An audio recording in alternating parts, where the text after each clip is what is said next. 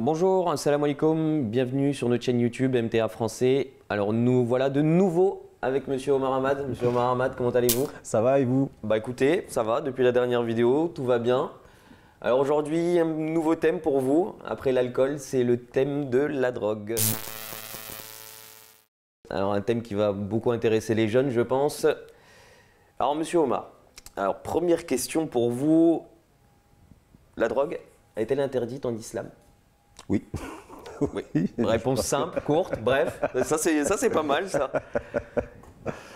Mais est-ce qu'on peut aller un petit peu plus en profondeur, savoir au final qu'est-ce que l'islam en fait dit sur les drogues, drogues disons légères ou est-ce qu'il y a une différence déjà ou est-ce que toutes les drogues sont considérées comme Déjà, étant des drogues? c'est un intoxicant.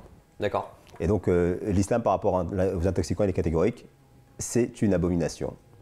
D'accord.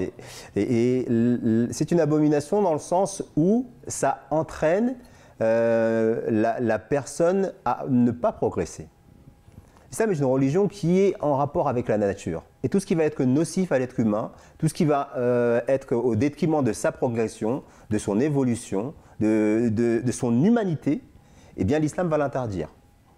Mais là, je vais vous embêter. Là, je vais intervenir comme un petit jeune étudiant, là, un petit universitaire, et je vais vous dire, mais attendez, nous, quand on était à la fac, c'est la pause, chacun fume son petit joint, et puis au final, les mecs, ils ont leur diplôme, ils obtiennent leur baccalauréat, ils obtiennent des diplômes universitaires, et ils fument leur petit joint, ils se font leur petite soirée, va savoir s'ils consomment des drogues peut-être un peu plus dures, ecstasy. Et pourtant, c'est des personnes qui sont tout à fait respectables, raisonnables et qui obtiennent des diplômes en plus de ça, ça va devenir des personnes dans la société. Qu'est-ce qu'on peut leur dire à ces personnes-là? L'islam, que dirait à ces personnes-là? Que la drogue, pardon, a un potentiel addictif. Lorsqu'on consomme de la drogue, c'est pour obtenir un certain plaisir. Mais une fois qu'on a obtenu ce plaisir n'est pas suffisant. On recherche des plaisirs encore plus stimulants. C'est pour ça d'ailleurs qu'il est rare qu'une personne qui commence avec de la drogue douce ne finisse pas vers la drogue dure, avec les conséquences qu'on connaît. Donc maintenant, que les personnes fument par-ci, par-là et dire que ça n'a aucune conséquence immédiate, certes, mais à terme, je ne suis pas sûr qu'il n'y ait pas de conséquences. Vous me faites un copier-coller de la dernière émission, là, monsieur Omar. Là. En gros, vous êtes en train de me dire que, comme l'alcool, en fait, que la modération dans l'alcool, pareil, la modération dans la drogue, en fait. Pas de modération. Non, mais l'être humain n'est pas capable, en fait, de s'arrêter ou peut justement diverger. Et en fait, l'islam joue encore ce rôle de protecteur concernant la drogue aussi. En fait, les faits scientifiques démontrent que la drogue, pardon, décidément, lapsus révélateur. Ouais. C'est parce qu'on s'aime bien, on a des émissions ensemble. La drogue aujourd'hui, elle a des effets pervers très nocifs sur le cerveau. D'accord. Même je crois que c'est une question que vous allez poser.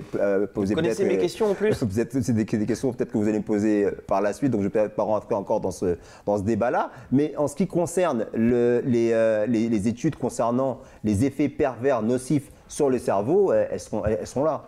Et à partir du moment, encore une fois, de par cet aspect particulier de la drogue, mais qui n'est pas, je crois, commun à l'alcool, les effets pervers justement et nocifs qui entrent dans le cerveau, on remarque encore une fois la pertinence de l'interdit coranique à ce niveau-là. Ok. Bah alors attendez. Donc l'islam interdit la drogue, c'est un intoxicant, on a bien compris.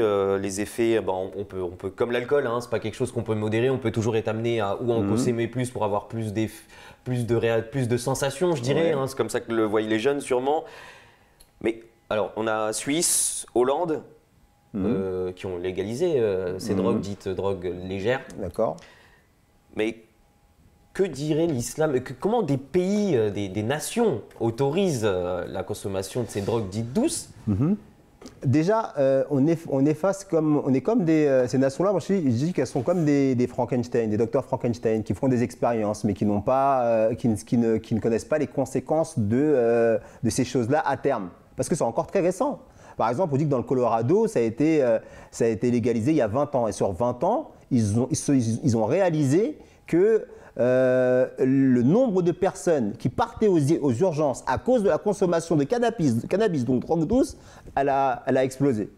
Et de plus, on dit que cette question justement de la légalisation de la drogue, du cannabis, elle n'est pas tranchée et elle prend du temps parce que les scientifiques sont encore à analyser seulement, on analysait seulement 2 composants du cannabis. Pourtant, on n'a pas de nations qui vont dans l'autre sens. Parce que là, je suis tout à fait d'accord avec ce que vous dites. Ok, d'accord, il y a ça augmente, ils vont de plus en plus aux urgences, ok. Mais est-ce qu'il y a des pays qui ont légalisé le cannabis et qui se sont dit, bon bah non, c'est trop, ça va pas, on revient en arrière? Non. Non, sauf que comme je vous l'ai dit, comme c'est très récent, là, l'argument que je viens de vous citer, ça va dans le sens de ce que je dis, c'est des docteurs Frankenstein. On légalise quelque chose, au bout de 20 ans, on se rend compte déjà, rien qu'un effet physique, sanitaire, néfaste pour notre jeunesse. D'accord? Et en plus, on n'a pas encore justement été jusqu'au bout des différents autres composants qui composent justement ces substances. On dit par exemple qu'il y a une centaine de composants, il y en a seulement 2 qui ont été analysés. Et à partir de là, on ne s'est même pas encore projeté sur toutes les conséquences néfastes qu'il y a dans la consommation de ce produit, qu'on commence déjà à légaliser. C'est un peu dangereux quand même, non? Je ne trouvais pas. Alors, je vais aller dans un autre chemin.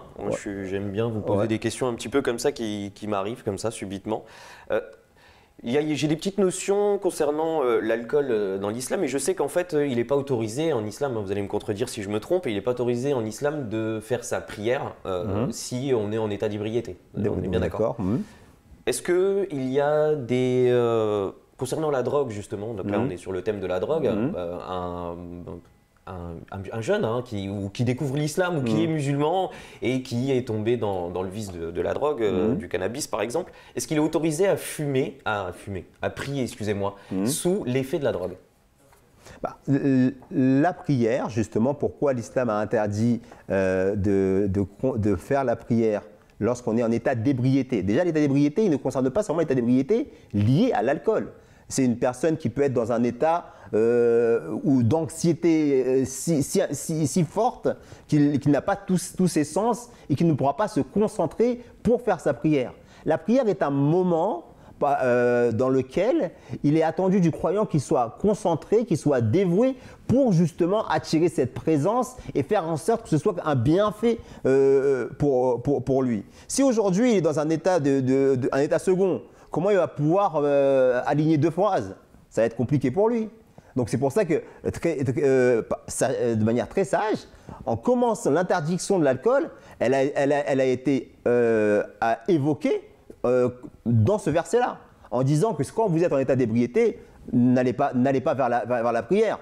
Automatiquement, ça implique forcément que cette substance-là, on ne doit pas la prendre. Parce que forcément, ce type de substance-là amène, justement, c'est le but.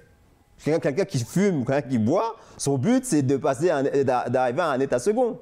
Mais cet état second qu'il recherche, l'islam dit qu'en réalité, il y a un état qui n'est pas semblable à celui-ci, mais qui est l'état de réel apaisement. Voilà.